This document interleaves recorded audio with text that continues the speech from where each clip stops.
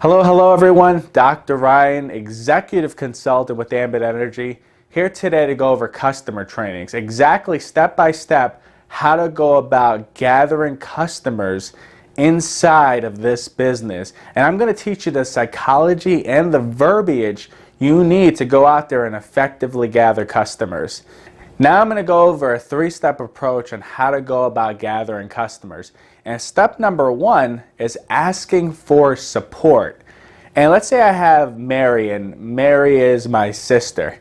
And I'm going to call up Mary, and I'm going to attempt to enroll her as one of my first customers. This is the way I'm going to go about reaching out to Mary. I'm going to call up Mary, and I'm going to say, "Hey Mary, how you doing?" Mary's going to say, "I'm doing good." I say, "Hey Mary, you got a couple of extra minutes? I want to ask you something." And Mary says yes. I say, "Great, Mary, look, I need your support.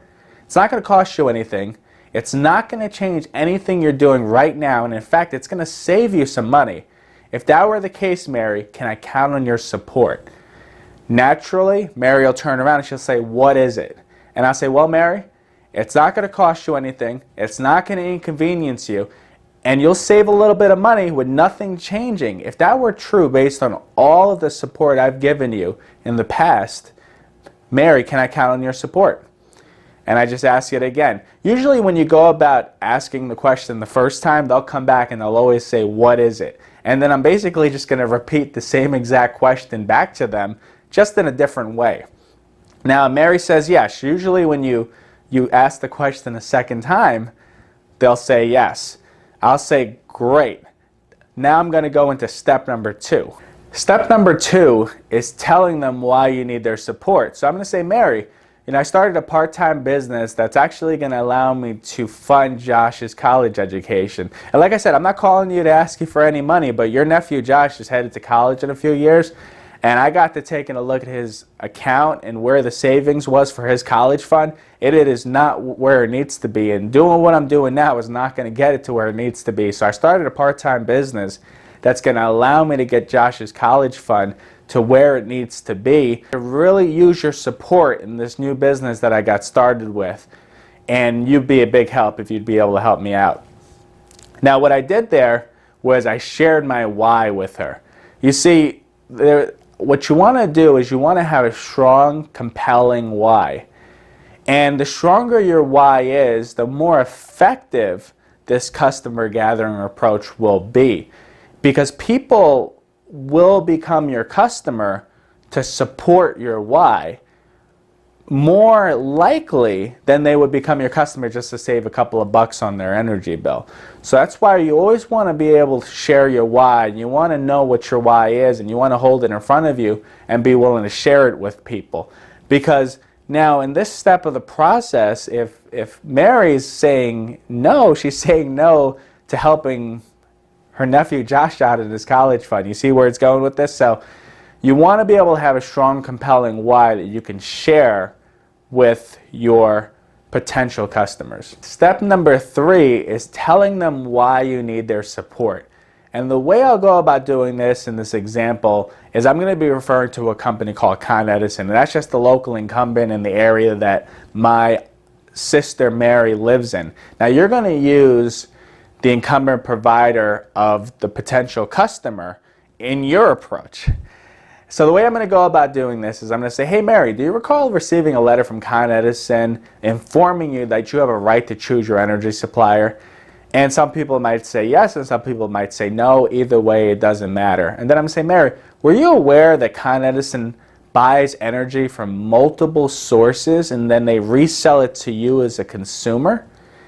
Mary might say yes, might say no. Either way, it's okay. And then I'm going to say, "Hey Mary, listen, that's great because you could actually tell Con Edison to buy energy from a less expensive source and pass those savings on to you. And what I get paid to do is educate people that they can choose to save money by simply telling Con Edison to buy it for less and pass those savings on to you." So basically what I'm asking you to do is become a customer of mine. Like I said, not going to cost you a dime. Everything on your bill is going to stay exactly the same. Can I count on you to become my customer and support my business? And if they say yes, I'm going to say, "Great, grab your bill and I'll get you enrolled right away. It's only going to take 2 or 3 minutes." And then I'll go ahead and I'll get the information on their bill. I'll go online, I'll go to my website that's linked to me. I'll enter that person's account information and put them in as a customer. Things don't always go so smoothly. They might not always say yes to becoming a customer, and that's okay. They might offer you some kind of rebuttal, some kind of objection, and you want to be able to professionally handle those objections. So one of the big objections that we get is I want to think about it, or I want to talk to my husband, or I want to talk to my wife about it. And the way you're going to go about handling that objection is, this is the way. I'm going to say, hey Mary, listen, I know you don't completely understand this. So it boils down to trust. Listen, if I opened up my own restaurant or my own coffee shop, would you support my business?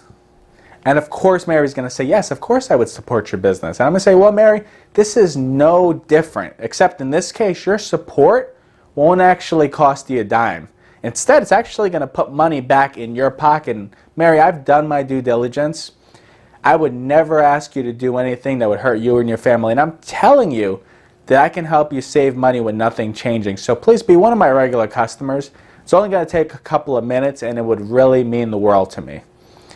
Really simple way to handle this rebuttal. I'm just saying, hey look, if I had a traditional business, of course you would support me, wouldn't you? And they're going to say yes. And I'm going to say, look, this is no different, except you're not even spending any money. And it's only going to cost you a couple of minutes of time. Would you please support me in my new business? So you're basically just comparing it to a traditional business, and really this is no different. A more general way in handling a rebuttal or someone that gives you an issue in becoming a customer is I'm going to just lean on that relationship with them. And I'm just going to ask them a simple question. I'm going to say, hey Mary, do you think I would ever ask you to do something that would hurt you or your family? And of course Mary's going to say, no, of course not. Obviously you would never ask me to do anything that will hurt me or my family. And then I'm going to say, well Mary, I'm not about to start now. Do you trust me?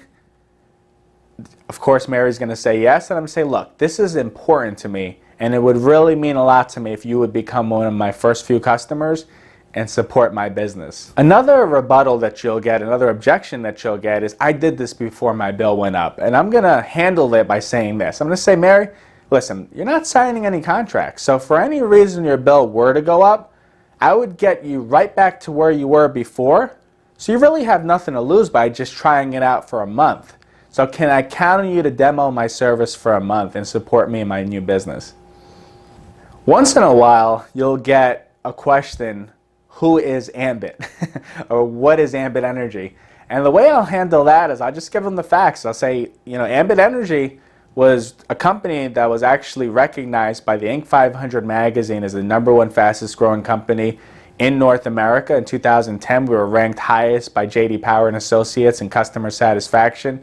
The company itself is actually based out of Dallas, Texas. It was started by the 7-Eleven family, and we've been in business since 2006. Right now, we're servicing over 1.2 million customers, and we even have an A+ rating with the Better Business Bureau. So just hit them with some quick facts about who Ambit is, some quick credibility, and then I'll immediately go into, hey Mary, can you go ahead and grab your bill? It'll take a couple of minutes to get you enrolled as a customer, and I appreciate your support. Once in a while, you'll get another rebuttal. Do you have a website I can look at? And a lot of times, this is really just an excuse not to take you seriously. And the way I'll handle this objection is this way. I'll look at Mary, or I'll talk to Mary over the phone. Say, hey Mary, if I was working part-time as a broker for an insurance company and I said that I could save you money on your homeowner insurance and your car insurance, would you ask me to take a look at my insurance company's website? Now she might say yes, or she might say no, and I'll say, look, if so, what would you even expect to find? You see, a lot of times when you get this objection of, I want the website to look at, it's really them not taking you very seriously. So the way you want to handle this is by just quickly telling them, what do you really expect to find on this website? Because they're either going to trust that you're going to take care of them, or they're going to not trust you. And this is going to work either way, because you're quickly going to find out if this was really a serious objection or if they were kind of just blowing smoke and not taking you seriously. So at the end of the day, this customer gathering approach is all about gathering trust and support from your circle of influence. And the number one reason that people fail in customer gathering is they go out and they try to sell rates. When you go out and you try to sell rates to people, you turn into a salesperson. And let me tell you something, people do not like salespeople. So you always want to lean on the support and trust factor when you're gathering customers, because you'll gather a much loyal customer than if you go out and selling rates. And what I'll tell you is if you go out selling rates, you'll probably have about a 15 to 20% rate of success. If you go out and you do this approach properly and you follow my 3-step system on gathering customers, your results will shift to about a 75% rate of people becoming your customer once you become effective at this approach. So I hope everyone appreciated the training today and learned something and gained some value. Again, this is Dr. Ryan, Executive Consultant with Ambit Energy, here to teach you exactly step-by-step how to go about gathering customers, people you know, love, and trust that be willing to help and support you. If you found some value in the video, feel free to leave a comment down below. Feel free to subscribe to my YouTube channel, like the video. Appreciate everyone out there so much, and look forward to seeing you all over the world.